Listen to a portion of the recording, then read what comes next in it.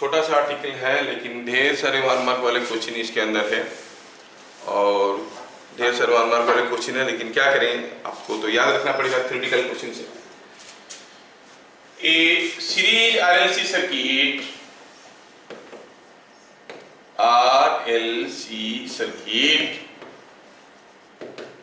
is said to be under resonance। said to be under क्या है, in resonance लिखेंगे, कुछ लोग उल्टा पुल्टा समझ लेंगे। said to be in resonance if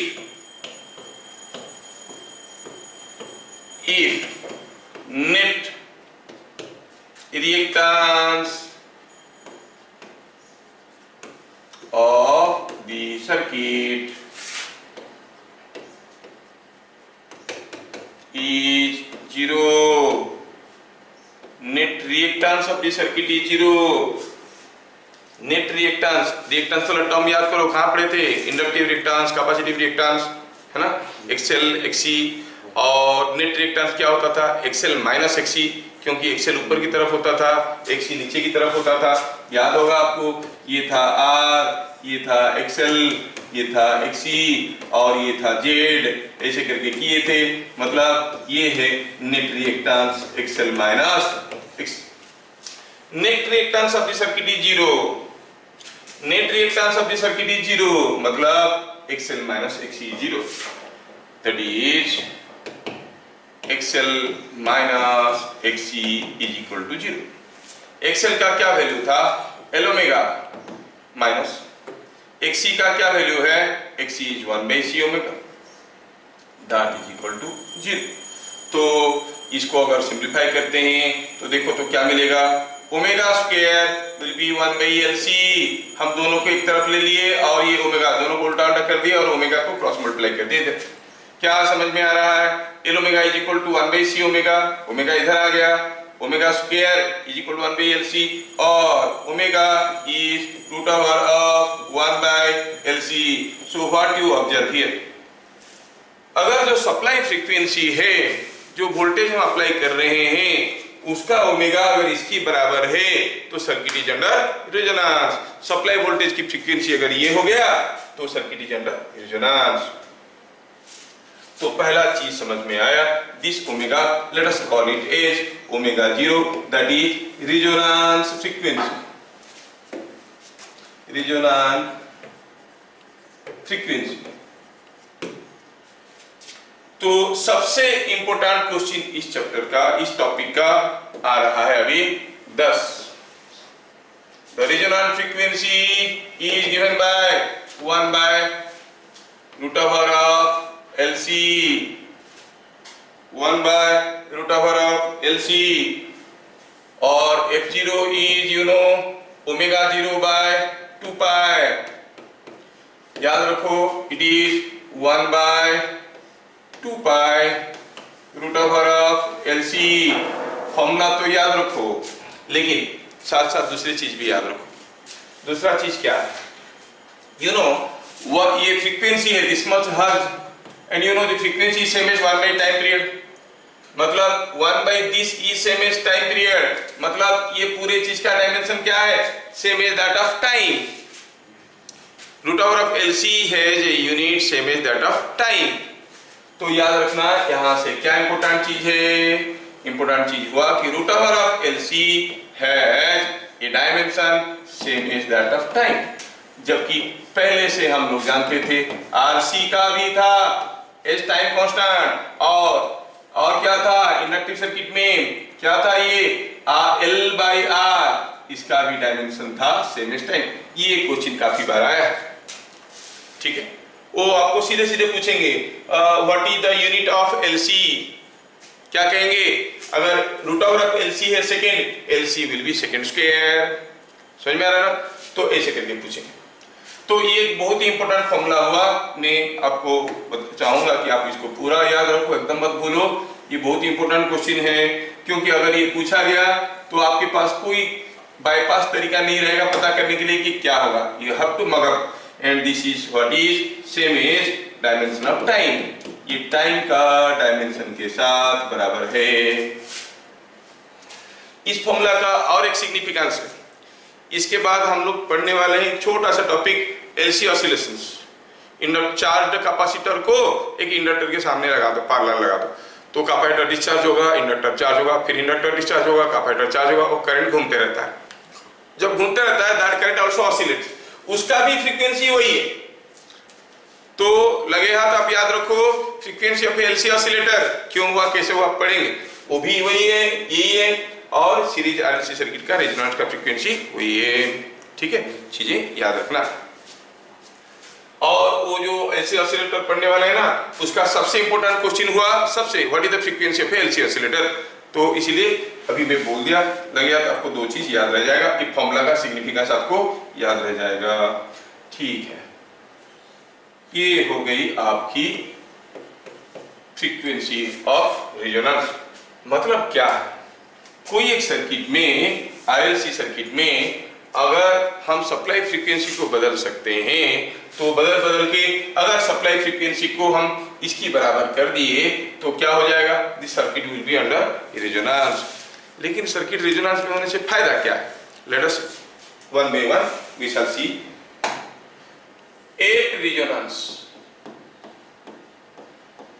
जब कोई सीरीज सर्किट रेजोनेंस में है, बात कर रहे हैं कोई सीरीज आरएलसी सर्किट का, ये आर है, ये एल है, ये सी है। एक रेजोनेंस हम कहेंगे, सारा पॉइंट्स को एक एक करके लिख रहे हैं। पॉइंट नंबर 1 हम देख लिए कि ओमेगा, रेजोनेंट फ्रीक्वेंसी को ओमेगा 0 लिख रहा हूं, और ये क्या था, 1/√ओवर ऑफ एलसी। अच्छा, at resonance, net reactance by definition, net reactance was equal to XL minus XC is equal to 0. अच्छा, what is the net impedance? Impedance होता है R square plus XL minus XC का square whole over। अब देखो frequency बदल के आप ऐसे सेट कर दिए कि दिस क्वांटिटी इज 0, तो Z हो गया R, मतलब Z is minimum. Resonant frequency के अलावा किसी भी दूसरे फ्रीक्वेंसी में this quantity is not 0, Z is more, only at resonance Z is minimum. तो बात कर रहे हैं एट रेजोनेंस। एट रेजोनेंस क्या होता है, Z इज मिनिमम। अच्छा, तो फिर आपका जो करंट है, करंट जो है वो क्या होता है, इट इज V/Z होता है। जब Z मिनिमम होगा, current is maximum, the current is maximum. तो at resonance I is maximum, I मतलब RMS वैल्यू इज मैक्सिमम। तो अगर आपको पूछा गया कि बताओ ये सर्किट में रेजोनेंस करना है, आप कैसे करोगे, कैसे पता करोगे L ओमेगा C ओमेगा बराबर हुआ, आप क्या करोगे, यहाँ पर कोई एक करंट मेजरिंग डिवाइस लगा दोगे, यहाँ का फ्रीक्वेंसी को बदलते जाओगे, देखोगे करंट मेजरिंग डिवाइस में करंट का मैग्नीट्यूड कम ज्यादा हो रहा है। जब करंट यहाँ पे मैक्सिमम हुआ तो आप कहोगे हाँ रेजोनेंस हो गया। So resonance is attained when you say the current in the circuit is maximum, I is maximum, ये चीज ध्यान रखना। अच्छा ठीक है, इसको भी ड्रॉ करेंगे, देखेंगे, और थोड़ा अगर ड्रॉ करके देखना चाहेंगे तो ठीक है, इसको बाद में ड्रॉ करके देख लेंगे। पॉइंट नंबर 5 में देखो। अच्छा, what is impedance of the circuit, impedance is equal to R, impedance R की बराबर है। इंपीडेंस अगर R की बराबर है तो फिर पावर फैक्टर क्या होता है, रेजोनेंस। पावर फैक्टर का फॉर्मूला, कोई आरएलसी सर्किट अगर रेजोनेंस में है, R/Z हो गया पावर फैक्टर, R और Z दोनों बराबर है तो हो गया 1। What is ∅0, phase difference between voltage and current, phase difference between V and I क्या हो गया, 0। The current end voltage remain in same phase.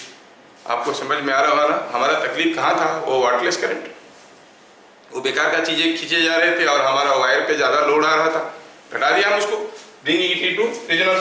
ढेर सारी यूजेस है इसका, इसको ट्यूनिंग सर्किट भी कहते हैं। क्यों कहते हैं वो सब देखेंगे हम लोग, इसको ट्यूनिंग सर्किट भी कहते हैं। So phi 0 is the phase difference between voltage and current. ये सब चीजें हो गया, लेकिन कहानी अभी खत्म नहीं है, और भी आगे बाकी। बिट नंबर 6 मैं थोड़ा एक ग्राफ ड्रॉ करना चाहता हूं यहाँ पे। I want to plot the variation of many things with frequency. इसको हम कहेंगे resonance curves.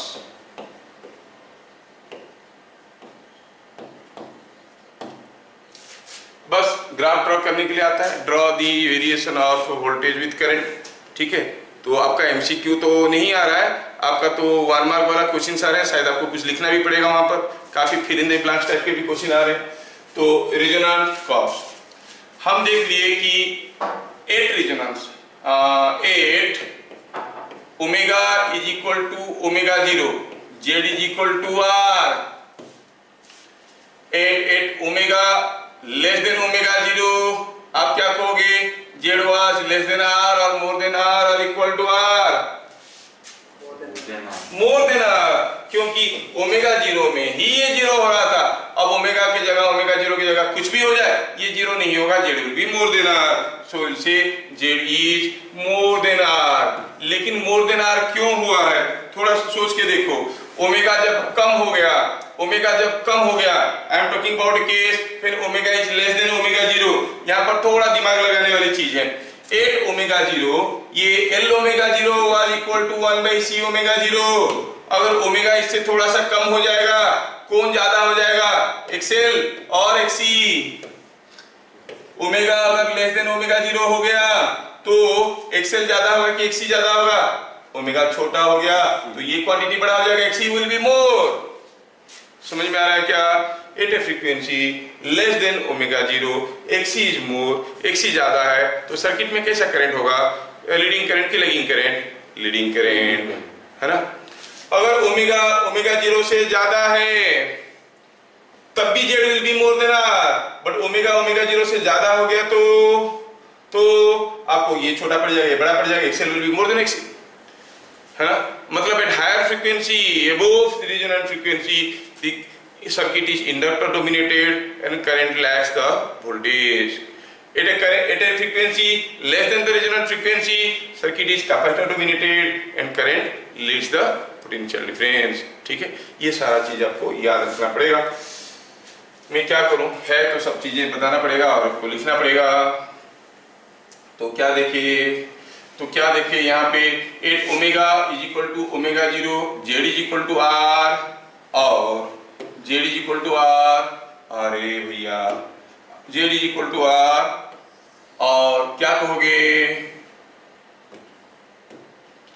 Phase difference is 0, there is no phase difference, but when omega is less than omega 0, Z is greater than R, Z is greater than R, आप कहोगे I Z is greater than R, omega is less than omega 0, omega less than omega 0 हुआ तो ये quantity बड़ा हो गया तो capacitor dominated circuit हो गया। आई नीड्स किसको, ऑब्वियसली भी, है ना। अगर ओमेगा ग्रेटर देन ओमेगा 0 हो गया फिर Z is equal to more than R and I lags. ये चीज समझ में आ गया। कंक्लूजन कहां से हुआ, यहां से आ गया, यहां से समझ में आ रहा है, ये चीजें आपको समझ में आ रहा है।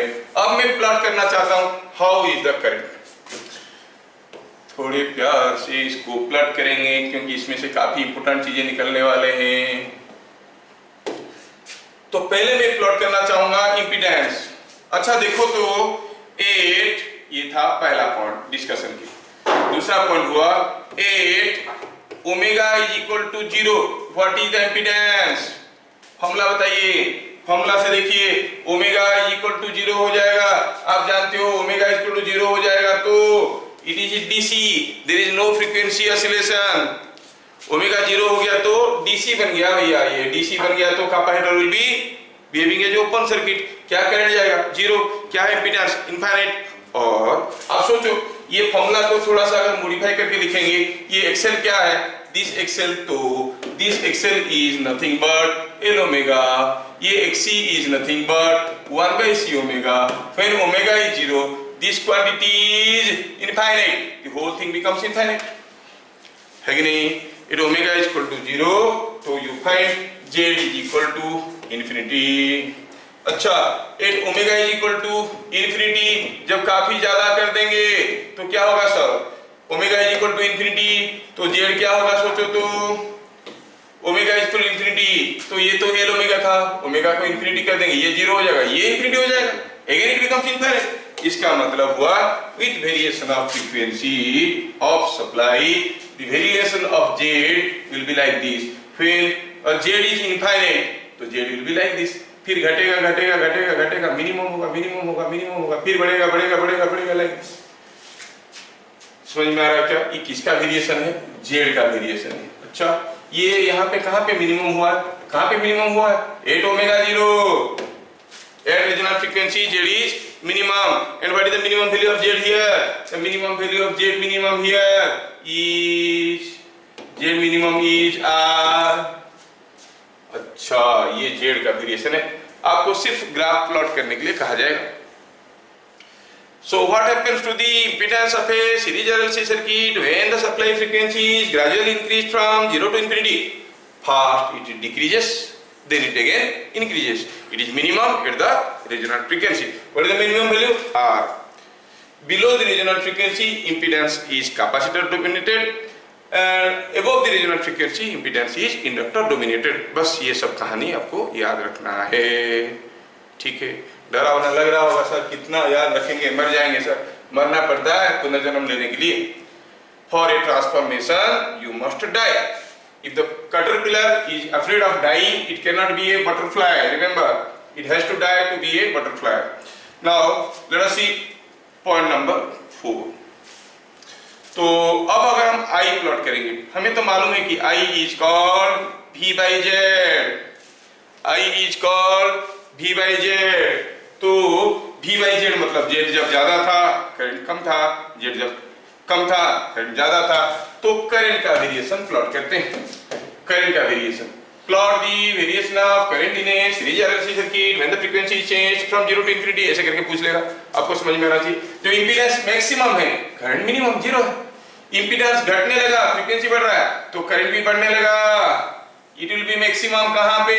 जहां पे इंपीडेंस मिनिमम था।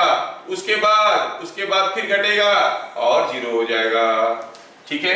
जगह की कमी होने के कारण थोड़ा फिगर में गड़बड़ हो गया है, मैं फिगर को सही कर देता हूं। ये है फिगर। ये इनफैक्ट हुआ क्या है कि यहाँ पर ये ग्राफ ऐसे नहीं जाता है, ये ग्राफ ऐसे जाता है, ठीक है? मैं एग्जैक्ट ग्राफ अभी थोड़ी देर में बता दूंगा आपको कैसे हो रहा है। एग्जैक्ट ग्राफ कैसे हो रहा है मैं बता दूंगा, तो आपको समझ में आ जाएगा, ठीक है? तो ये हो गया वेरिएशन ऑफ करंट। तो करंट मैक्सिमम कहां पे है भैया? Current is maximum at the resonant frequency, and what is the maximum current? I max. जब जेड मिनिमम है, कितना है? VR। कोई सीरीज आरएलसी सर्किट में by changing the frequency what maximum current can be obtained? V by R, है ना? जबकि XL XC एक दूसरे को कैंसिल कर जाएंगे। ये हो गया plot of resonance current, resonance current. मैं थोड़ा सा फिगर को, क्योंकि रिकॉर्डेड वीडियो है ना, काफी लोग इसको बाद में भी वॉच करेंगे, बोलेंगे सर ग्राफ ऐसे क्यों किए थे, तो थोड़ा हम ग्राफ को ढंग से बना देते हैं जो एक्चुअली जो होता है। अब यहाँ पर आपको उतना एक्चुअली कोई माइन्यूटली ऑब्जर्व नहीं करेगा, लेकिन कुछ लोग तो इंटेलिजेंट हैं, उनका नजर में आता है। अगर हम प्लॉट करेंगे जेड का वेरिएशन ऐसा होता है। देखो पहले ये कैपेसिटर डोमिनेटेड था, कैपेसिटर के केस में नेट रिएक्टेंस होता है 1 by c ओमेगा, तो जो इंपीडेंस होगा it will be close to 1 by c omega, क्योंकि 1 by c omega will be large, L omega will be less, so Z and omega plot is almost like a rectangular hyperbola. तो शुरू में ये कुछ curve जैसे चलेगा। एक बार ये रीजनल फ्रीक्वेंसी में आ गया, थोड़ी देर के बाद क्या हो जाएगा? Z will be now no more 1 by c omega, omega ज्यादा हो गया है, it will be equal to L omega, और जेड और ओमेगा का relation is almost like a straight line. तो आप देखोगे थोड़ी देर के बाद जब ये इधर चलेगा it will go like this straight, see this is a curve, this is a straight line, ठीक है? यहां तक ऐसे आएगा, फिर थोड़ी देर के बाद ये स्ट्रेट हो जाएगा। इसलिए जो करंट का वेरिएशन होगा यहाँ पर तो ऐसे जाएगा, द ग्राफ करंट का जो है दोनों तरफ सिमेट्रिकल नहीं है, इधर आएगा तो ग्राफ वो ऐसे आके ऐसे हो जाता है। समझ में आया क्या? The diagram of current becomes something like this. तो ये होता है एक्चुअल डायग्राम, लेकिन कोई बहुत ही इंटेलिजेंट आदमी चाहिए जो आपको ये पूछेगा कि कैसे ऐसे कर लिया। ठीक है, तो ये होता है एक्चुअल डायग्राम, इधर ये ऐसे जाता है, सिमेट्रिकली नहीं होता। और इसमें ढेर सारी चीजें छुपे हुए हैं, जहां पर ये current 70% of the maximum value होता है, और दोनों फ्रीक्वेंसी का डिफरेंस को बैंडविड्थ कहते हैं, उस फ्रीक्वेंसी को कट ऑफ फ्रीक्वेंसी कहते हैं। तो ऐसे ढेर सारी चीजें हैं जो आपको जानने की जरूरत नहीं है। ठीक है, तो ये हो गया आपका क्या है, ये हो गया आपका आई का वेरिएशन। ये जो आई वर्सेस ओमेगा डायग्राम है, इस डायग्राम का एक दूसरा नाम भी है। क्या नाम है? इसको कहते हैं फाइडेलिटी कर्व। आई वर्सेस ओमेगा डायग्राम, इसको कहते हैं फाइडेलिटी कर्व।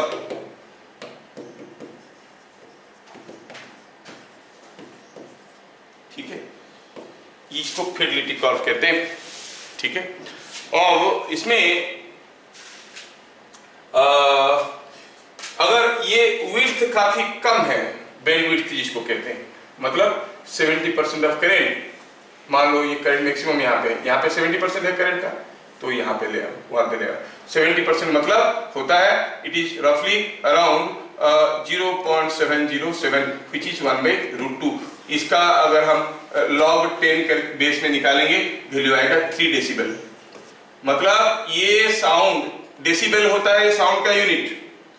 अगर यहाँ का जो करंट है वो 3 डेसिबल से कम हो गया, हम सुन नहीं पाते हैं क्लियरली। मोस्टली ट्यूनिंग सर्किट में यूज होता है। 3 डेसिबल से कम साउंड होने से कोई प्लेजेंट हियरिंग नहीं होता, सुनाई तो देता है, प्लेजेंट हियरिंग नहीं होता है। वैसे तो 3 डेसिबल कम हो गया मैक्सिमम से ये, तो आप कहेंगे मैक्सिमम से 3 डेसिबल कम हो गया, तो हम कहेंगे कि ये यहाँ से कट ऑफ कर देते, मतलब सर्किट को यहाँ पर कट कर देते। इसका करेस्पॉन्डिंग फ्रीक्वेंसी यहाँ पे, यहाँ का फ्रीक्वेंसी यहाँ पे अगर मिला, इस फ्रीक्वेंसी को कट ऑफ फ्रीक्वेंसी कहते हैं, ये गैप को बैंडविड्थ कहते हैं। नहीं जानना है आपको, नॉट इन योर कोर्स। ये बैंडविड्थ अगर काफी कम हुआ, ये हाइट अगर काफी ज्यादा हुआ, तो इसको कहते हैं high fidelity curve. High fidelity curve का शॉर्ट फॉर्म होता है हाई-फाई। जो आप हाई-फाई वाला वर्ड यूज कर रहे हो, that is related to a resonant circuit in electronic gadgets. ठीक है, तो आप कहोगे इसमें हाई-फाई वाला वर्ड वहां से आता है, ये हाई-फाई सर्किट है। हाई-फाई सर्किट मतलब bandwidth is less and height is more, मतलब एग्जैक्टली ट्यून हो जाएगा, वेरी हाई करंट फ्लो करेगा, थोड़ा इधर उधर जाएगा, करंट गायब हो जाएगा। आप लोग रेडियो सुनते वक्त देखे होंगे, एक सेंटर में एकदम आवाज नहीं आएगा, लेकिन एक जगह पर्टिकुलर जगह लग गया तो बहुत जोर से आवाज आएगा, थोड़ा सा हट गया फिर तो गायब हो गया, है ना। तो वो हाई-फाई सर्किट होता है जिसमें very high frequency, very high amplitude की करंट मिल सकता है। बस आखिरी चीज लिखना है रेजोनेंट सर्किट के बारे में, ये देख लीजिए point number 6। Now point number 7। Point number 7, अच्छा तो इसमें हम लोग देखे कि जो VR है वो क्या है, I into R, VL है it is I into XL, and VC है it is I into XC। 8 resonance, हम लोग बात कर रहे थे 8 रेजोनेंस की। VL is equal to VC, क्योंकि XL XC बराबर है। और 8 रेजोनेंस जो सप्लाई वोल्टेज है, आपको याद होगा VR का स्क्वायर VL माइनस VC का स्क्वायर होल रूट ओवर किए थे, कभी हम लोग पढ़े थे 2 क्लास पहले, वीडियो में देख लो। It is same as VR। 8 resonance, all the voltage supplied drops across the resistor. ठीक है, कोई सीरीज RLC सर्किट रेजोनेंस में है, the potential drop across the resistor is 100 volt, what is the supply voltage 100 volt. देख लो कितना simple question है, जिसको आता होगा वही लिखेगा। All the voltage supplied drops across the register only. क्या इंडक्टर में, कैपेसिटर में वोल्टेज नहीं होता है? होता है। इसमें IXL होता है, इसमें IXC होता है, तो ये दोनों मिलके एक दूसरे को कैंसिल कर जाते हैं, है ना। टोटल वोल्टेज क्या होता है, VR vector plus VL vector plus VC vector. VL vector ऊपर की तरफ होता है क्योंकि करंट लैग करता है, VC वेक्टर नीचे की तरफ होता है क्योंकि करंट लीड करता है, और दोनों इक्वल एंड अपोजिट होने के कारण कैंसिल हो जाते हैं। So you find a very high voltage across VL and VC, इसमें भी वेरी हाई वोल्टेज, इसमें भी वेरी हाई वोल्टेज, लेकिन कॉम्बिनेशन में पोटेंशियल डिफरेंस मिलेगा आपको 0। ठीक है, तो क्या लिखेंगे यहां पे इंपॉर्टेंट चीजें क्या हुआ, PD across or all PD across R is same as supply potential difference, supply potential difference। और क्या देखिए, VL is equal to VC is equal to not 0, but VL plus VC is equal to 0। मैं आपको थोड़ा example के तौर पे देना चाहूंगा। Consider this circuit under resonance, ये सर्किट है अंडर रेजोनेंस, सॉरी ये सर्किट है अंडर रेजोनेंस। ठीक है, ये सर्किट अगर रेजोनेंट सर्किट है, ये consider the circuit in resonance, ये सर्किट अभी रेजोनेंस में है। ठीक है, तो इस सर्किट में अगर हम यहाँ पे कोई एक वोल्ट मीटर लगा देंगे, वोल्ट मीटर क्या देगा VR, यहाँ पे लगा देंगे क्या देगा VL, ये वोल्ट मीटर है। ठीक है, यहाँ पे लगा देंगे वोल्ट मीटर क्या देगा रीडिंग VC, लेकिन अगर यहाँ पे लगा देंगे वोल्ट मीटर क्या रीडिंग देगा, क्या कोई बताएगा 0। समझ में आ रहा है क्या, ये जो VR है वो इसकी बराबर है, VR is equal to V0, और इसको V0 कहोगे तो समझ में आ रहा है क्या। इंडिविजुअली इनके क्रॉस में वेरी हाई वोल्टेज होता है, बट इन कॉम्बिनेशन VL और VC में पोटेंशियल डिफरेंस क्या मिलेगा 0। अब अगर ये दोनों पॉइंट में एक वोल्ट मीटर लगा रहे हो, दैट विल रीड 0, जबकि इंडिविजुअली ये 0 नहीं। फिर देखेंगे यहाँ इनफैक्ट रेजोनेंस में करंट मैक्सिमम होता है, करंट मैक्सिमम होता है और एल ओमेगा भी है, वेरी हाई वोल्टेज होता है। और आपको बता दूं यहाँ पे जो वोल्टेज होता है वो इसका इट मे बी 100 टाइम्स। मान लो कि आप 20 वोल्ट की एसी में काम कर रहे हो, यहाँ पर हो सकता है 1000 वोल्ट का। Very high voltage is developed across the inductor and the capacitor, पर दोनों मिलकर टोटल वोल्टेज 0 हो जाते हैं। इसको अदरवाइज सीरीज RLC सर्किट को वोल्टेज मैग्निफिकेशन सर्किट भी कहते हैं। ठीक है, तो वोल्टेज कितना ज्यादा होगा, that is again important factor, that is again important factor कि करंट कितना ज्यादा हो रहा है, that factor is called quality factor. ठीक है, what is quality factor, let us see, that is another important question. Formula ही याद रखना पड़ेगा, मैं डिराइव कर देता हूं बाय डेफिनेशन, आपको खाली फॉर्मूला याद रखना पड़ेगा कि क्वालिटी फैक्टर कैसे निकालते हैं। I hope you have understood this statement. Now I go back to next point to see quality factor, Q factor और क्वालिटी फैक्टर। Q फैक्टर पूरा नाम लिखता हूं, quality factor of a series resonant circuit, series resonant circuit, quality factor of a series resonant circuit is, remember it is defined only for a resonant circuit, सारे circuit के लिए defined नहीं है। तो जो सर्किट को हम रेजोनेंस में यूज करेंगे उसके लिए, जो सर्किट को रेजोनेंस में यूज नहीं करेंगे उसके लिए क्वालिटी फैक्टर का कोई मतलब ही नहीं होता है। क्या कोई भी सर्किट को हम रेजोनेंट सर्किट में यूज कर सकते हैं? हाँ, बाय चूजिंग सुइटेबल फ्रीक्वेंसी, है ना। अच्छा, अब कैसे रेजोनेंस लाएंगे वो अलग बात है, मैं बता दूंगा आपको, which is not included in our syllabus of discussion, how to get resonance in a circuit। क्योंकि फ्रीक्वेंसी ऑफ सप्लाई वोल्टेज तो नहीं बदल सकता, फ्रीक्वेंसी ऑफ सप्लाई वोल्टेज नहीं बदल सकते। फ्रीक्वेंसी कैसे बदलता था, how the frequency was coming from omega, omega कहां से आता था, उसको कितना जोर से घुमा रहे हैं, है कि नहीं, वो हीराकुद पे कितना जोर से घुमा रहा है, उससे हम कैसे फ्रीक्वेंसी को बदल सकते हैं। हाँ, एसी को डीसी करो, डीसी को फिर से एसी करो, हाई फ्रीक्वेंसी का अलग बात है, वो तो ज्यादा एक्सपेंसिव हो जाएगा। अदरवाइज फ्रीक्वेंसी को चेंज करना। आपके घर में जो 50 हर्ट्ज का एसी आ रहा है उसको 51 हर्ट्ज नहीं कर सकते आप, 50.05 हर्ट्ज नहीं कर सकते, इट इज सो फिक्स्ड। और आपको मालूम होगा कि जो हमारे घर में फ्रीक्वेंसी आ रहा है 50 हर्ट्ज की सप्लाई, ये अगर बाय चांस किसी भी कारण से हीराकुद से आता हुआ सप्लाई 50.01 हर्ट्ज हो गया, घोटाला हो जाएगा पूरा, द टाउनशिप विल गो, एक बार में पूरा उड़ जाएगा सब कुछ। समझ में आ रहा है? थोड़ा सा फ्रीक्वेंसी अगर इधर उधर हो, क्योंकि मान लो कि तालचेर वाले जो है या फिर कोई दूसरे हैं जो 50 हर्ट्ज का दे रहे, तो फ्रीक्वेंसी मिसमैच कर गया, there will be current circulated everywhere. ठीक है, जैसे जैसे ये एक बैटरी है, ये 10 वोल्ट का है, और ये एक बैटरी है, ये 10 वोल्ट का है, तो आप कहोगे बस ये सेफ है, कोई तकलीफ नहीं है। लेकिन अगर ये 10.1 हो गया, अब होगा क्या? अब ये इसको करंट भेजने लगेगा, तो कंटिन्यूअसली चार्जिंग डिस्चार्जिंग होकर दोनों खत्म हो जाएंगे, एनर्मस हीट विल बी जनरेटेड, है कि नहीं? तो इसलिए सबका फ्रीक्वेंसी पार्ट को बहुत इंपॉर्टेंट रखा जाता है। खैर वो तो फिर तो इंजीनियरिंग हो गया, उसमें घुस जाओगे तो फंस जाओगे। Quality factor of a series resonance circuit is